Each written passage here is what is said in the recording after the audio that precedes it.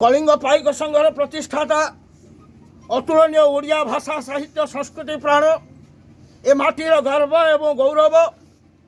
पूज्य पूजा संस्कृति अभियान रे महान कांडारी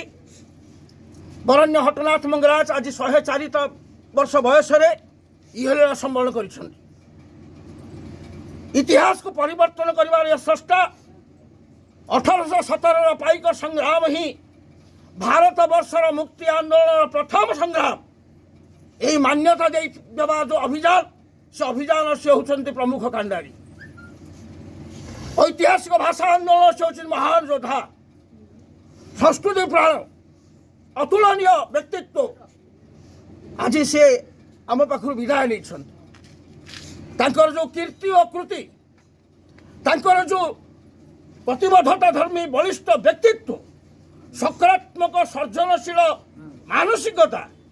ता पीढ़ी पर पीढ़ी ओडिया प्रेरणार उत्स स्वाधीनता संग्रामी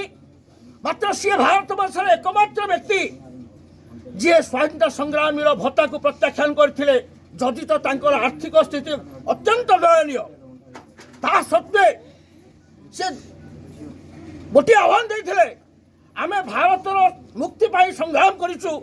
वेतन भोगी नुहे एथु पाइबा पाई नुहे से ओडिशार एभली जन स्वाधीनता संग्रामी जे भत्ता को मध्य प्रत्याख्यान करते प्रचंड स्वाभिमानी अनेक राजनेता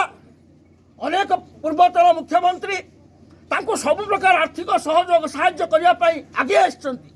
से कहा पाखे हाथ पतई ना स्वाभिमान एक मूर्तिमंत प्रतीक एभली जड़े बहुमुखी प्रतिभा दीप्त व्यक्तित्व जहाँकर कीर्ति और कृति ये जातिर इतिहास ये जातिर पीढ़ी पर पीढ़ी आदर्श आहरणीय पण्य सी आज आम पाखु विदाय नहीं गोटे जुग अवसान होकर अवर्तमान सृष्ट शून्यस्थान निश्चित भाव अपूरणीय आज आम एठी कलिंग पाइक संघ ओडिशा नागरिक महामंच पूज्य पूजा संस्कृति सुरक्षा अभियान भाषा आंदोलन ठारू आरंभ करी अनेक संगठन तांकर शेष दर्शन करुचु तांकर पार्थिव शरीर रे आमे समस्त श्रद्धांजलि देई आशीर्वाद भिक्षा करुचु ए जातिर स्वाभिमान प्रतिष्ठा रे आपणकर आशीर्वाद हो निर्णयात्मक।